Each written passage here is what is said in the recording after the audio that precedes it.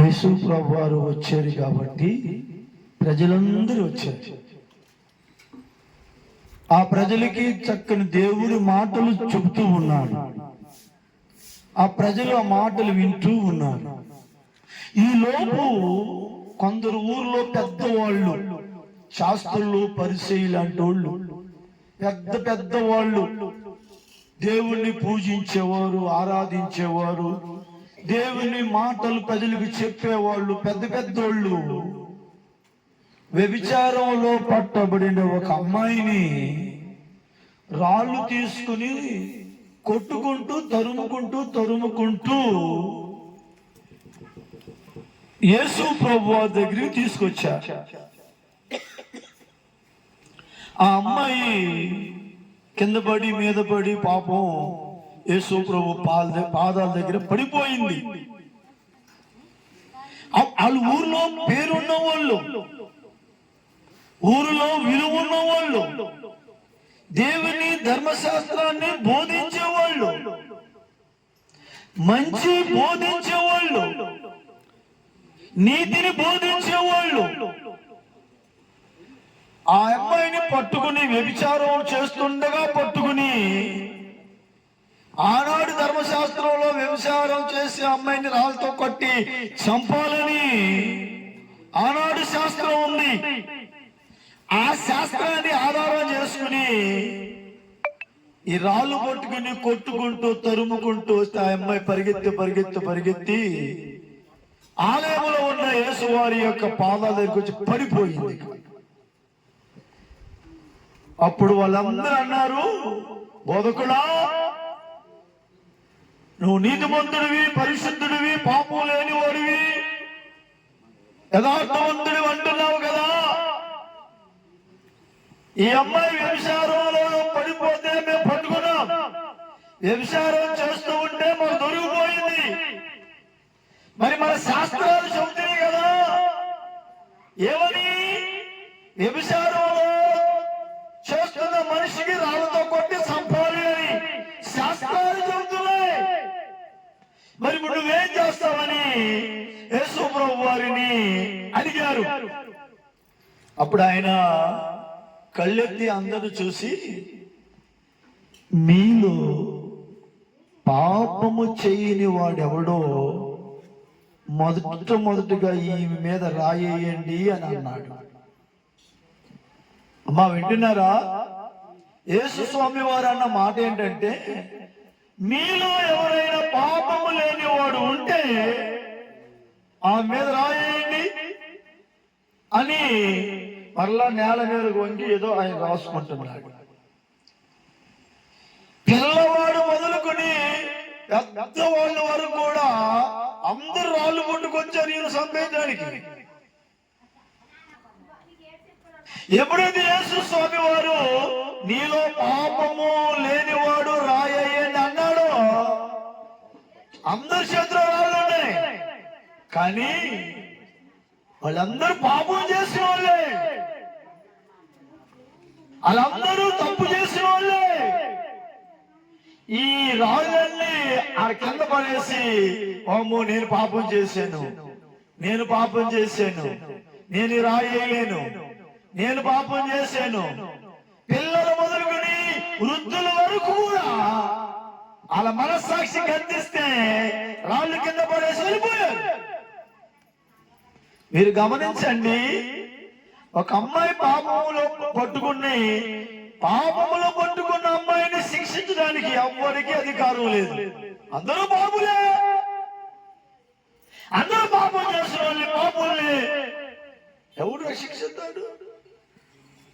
అప్పుడు యేసు ప్రభు వారు పైకి చూసి ఆ అమ్మాయి ఉంటే, అమ్మా నిన్ను ఎవరు ఏమి చేయలేదా అని అన్నాడు.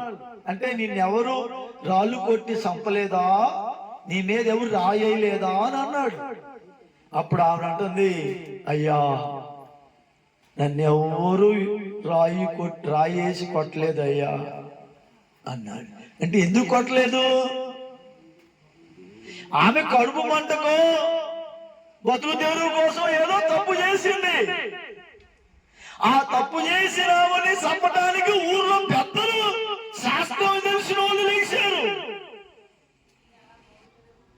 అప్పుడు ఆమె అంటుంది, నన్ను ఎవరు రాయేసి కొట్టలేదయ్యా. ఎందుకు కొట్టలేదు మా? ఎందుకు కొట్టలేదు? అలు పాపం చేసిన వాళ్ళే కొంచెం పుట్టి ఆరాయి మా మీద పడిందిరా బాబు. ఈయన మా సామాన్యుడు కాదు, అంతరంగాలు ఎరిగిన వాడు. నిన్ను చూసే నీ చరిత్ర అంతా చెప్పేవాడని ఎరిగి ఇంకో కొంచెం పుట్టే ఆరాయ నా మీద పడింది, నేను పాపం చేశాను అని పాపం ఆ రాళ్ళని పడేసి పరిగెత్తి పారిపోయారు.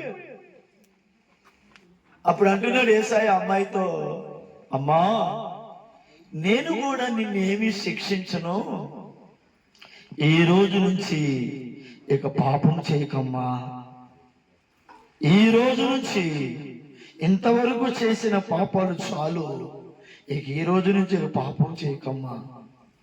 నేను నిన్ను శిక్షించవచ్చు, నాలో పాపం లేదు, నేను పాపం లేని నేను దేవుణ్ణి, పాపుల కొరకు వచ్చిన నేను పాపుల్ని శిక్షించడానికి రారా, పాపం లేని వాడే కానీ పాపులను శిక్షించడానికి రారా, పాపులను రక్షించడానికి వచ్చాను. కనుక నువ్వు ఎంత కూడా పాపం చేశావో నిన్ను నేను రాయేసి కొట్టనమ్మా, నిన్ను చంపేనమ్మా, నిన్ను రక్షిస్తానికి వచ్చాను. ఈ రోజు మొదలుకొని తల్లి అమ్మా ఇకెన్నడూ నీ జీవితంలో పాపం చేయకమ్మా, ఎల్లు, ఇక నేను నిన్నేం చేయను, పాపం చేయకమ్మా అని ఆమె పంపిస్తే ఆ రోజు నుంచి ఆవిడ పాపాలన్నీ వదిలిపెట్టి ఈ యేసుని వెంబడిస్తూ తన జీవితాన్ని సమర్పించింది. అమ్మలారా, మనలో పాపం లేని వారు ఎవరైనా ఉన్నారా? ఈ 2 వరుసలో ఏ పాపం లేదని నాలో అనేవారు ఎవరైనా ఉన్నారా? శాస్త్రాలు చదివిన వారు కానీ, శాస్త్రాలు బోధించేవారు కానీ, మేధావులైన వారు కానీ, పండితులైన వారు కానీ, గొప్ప గొప్ప వాళ్ళైనా కానీ పాపం లేదని నాలో అన్న వాళ్ళు ఎవరైనా ఉన్నారా? తల్లులారా ఆలకించండి. బైబిల్ చెప్తుంది, బైబిల్లో ఉన్న దేవుడు యేసు దేవుడు, నాలో పాపం ఉందని మీలో ఎవరైనా స్థాపించగలరా, చూపించగలరా? నాలో పాపం ఉందని మీరు ఎవరైనా చూపించగలరా?